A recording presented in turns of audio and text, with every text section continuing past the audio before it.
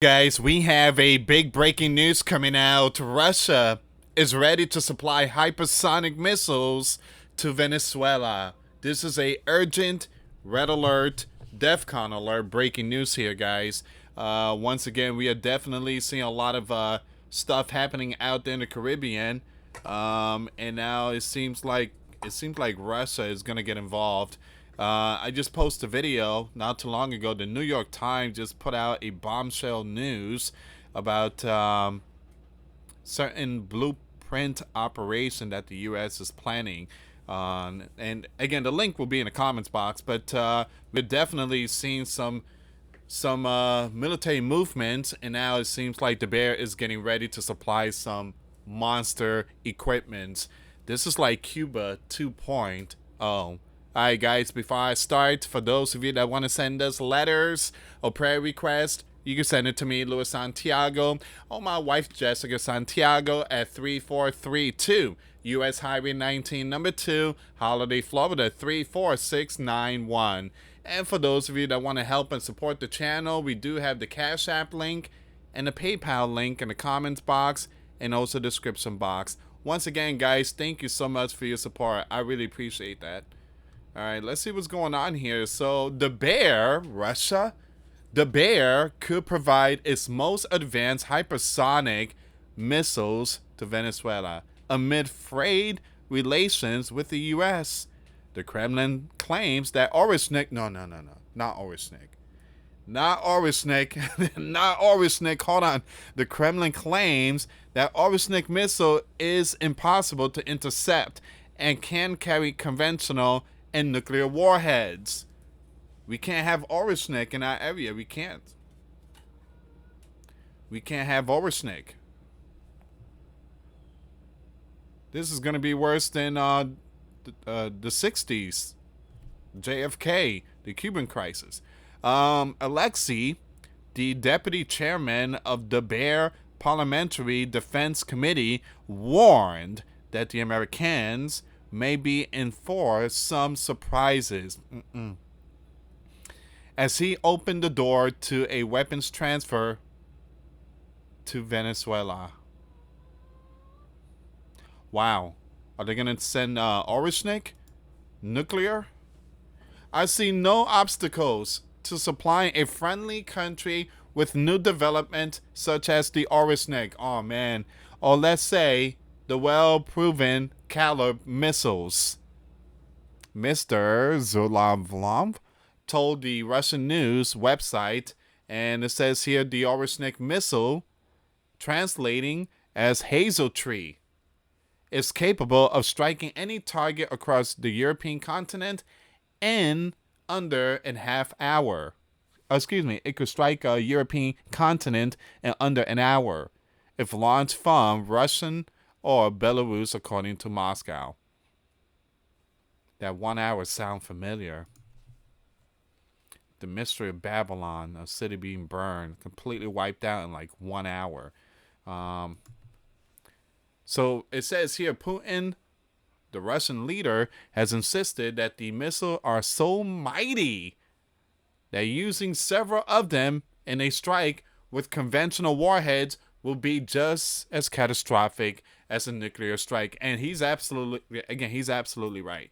I don't know if you guys seen that video. It's that black and white video, and Orishnik is just coming down from the sky, and it looks like UFO stuff. I mean, you can't stop that type of missile. It's just, I mean, how do you stop something like that? The Orishnik was first used in the eastern Ukrainian city of Dnipro in November of 2024, in what Putin said was a reprisal to Ukraine's use of long-range weaponry hailing from the US and the UK, including Storm Shadow missile to hit targets inside Russia. So you guys already know Joe. I think it's almost 1 year now. Joe is the one that gave the green light to fire the long range. And they fired the long range. They fired the long range towards Russia. And boy, oh boy, Russia dropped Orishnik. And that was the last time. That was the last time Russia got hit with a long range. All right, so it is understood Nicholas The Venezuelan leader reached out to Putin personally to plead for military assistance amid increased U.S. military presence in the Caribbean. It's not looking good. Nicholas asked for Russia to boost air defenses, including restoring the Russian Su 30 Mk2 aircraft already in Venezuela's possession and acquiring 14 sets of missiles. It's like a repeat of history here. Now the question is,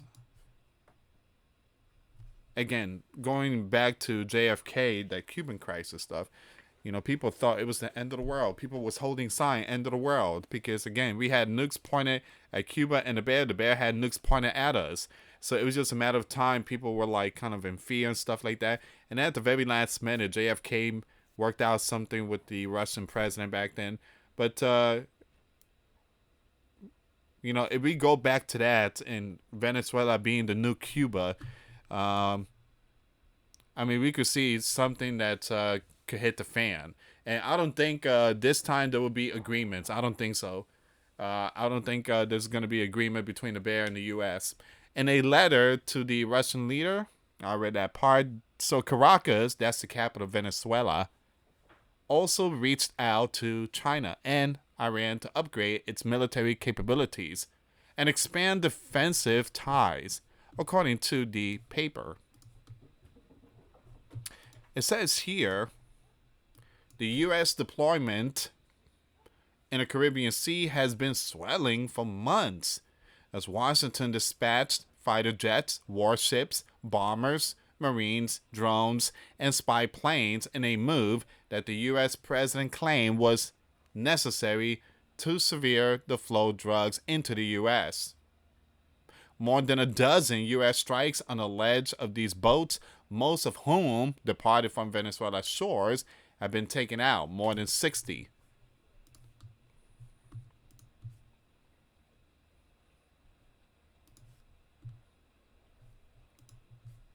On Saturday, Maria, the Russian Foreign Ministry spokeswoman said that the Moscow condemned the use of excessive military force in carrying out the gang's task, by the U.S. reiterating its firm support of Venezuela leadership. Now it says here, Russia and Venezuela have celebrated close ties over the past 2 decades and signed a strategic partnership treaty in Moscow last year. Now it says here, Mr. Zawalov, describing Russia on Tuesday as one of Venezuela's key military technical partners, said that it supplies the country with almost the full range of weaponry. On Tuesday, Vladimir announced that the Samart intercontinental heavy missile will enter Russia's combat service from next year. Next year is in 2 months, guys. The nuclear missile, nicknamed Satan II, has been touted as the world's deadliest weapon. And I got a video coming up about that one there, guys. But that's some breaking news there, guys. Very important news. I want to bring this up. I want to talk about this one on this channel. I was going to make this one for the Real GS News, but since we're talking about Putin, let me bring this up. So the 97-year ambition, Putin planned to rule until 2050. And then he's going to hand his power over to his 2 sons. Now, supposedly, he has, you know, secret sons out there. Again, they don't put out too much information. See, I thought he only had a daughter, like 2 daughters, but I never knew he had boys. So it says here, Putin is reportedly aiming to rule until 2050.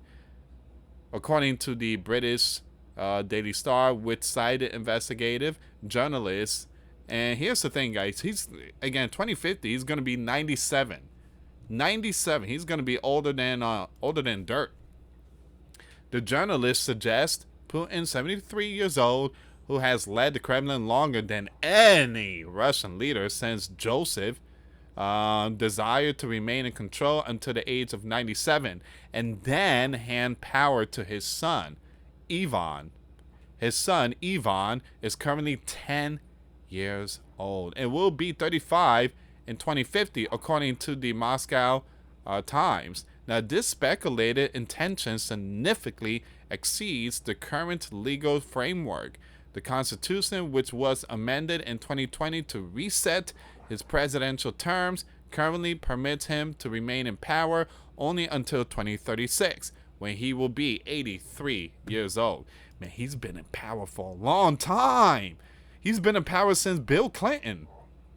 Yeah, so when George came in, when George became commander in 2001, Putin called him up, and I guess Putin is like, hey, I heard something that things are going to go down in the Big Apple. Of course, George's like, whatever, hung up the phone, and Putin warned him about 2001. It says here, in terms of tenor, Putin has already exceeded the records of several historic leaders, including Augusto, 17 years old, and Kim, 17 years old, Benito Indonesian, 20 years old, Romania's Nikolai, 24 years old. That name, Nikolai, it kind of reminds me of the movie Left Behind, Nikolai the Antichrist. Completing a fifth term will see him surpass Mao, and a sixth term will place him equal to Francisco Franco and Antonio de Oliveira, both of whom ruled for 36 years. So he remained in power until 2050. He would exceed Muammar, 42 years old, Kim, 46 years old, and Fidel, 49 years old, making him Russia's longest serving ruler since Ivan the Terrible. Okay, who reigned for 50 years, including his childhood when effective governance was exercised by Boyos. Meanwhile, the Times report that Putin's inner circle is actively focusing on extending the president's life, with the Ministry of Health having been urgently asked last summer to gather all available anti-aging research.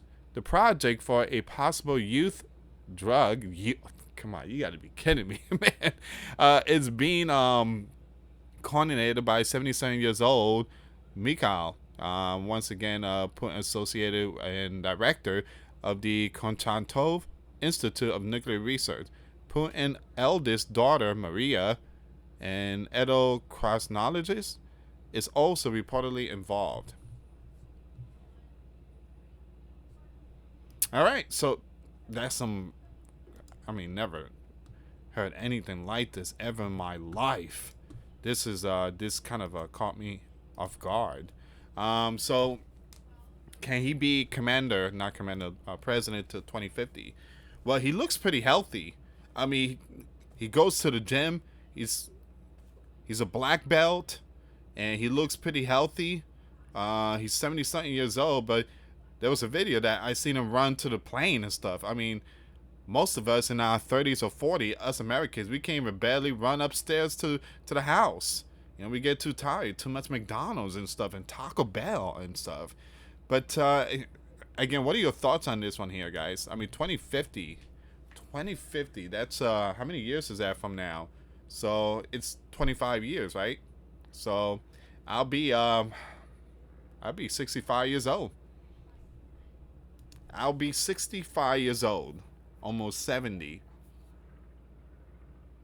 And he's 74. Wow.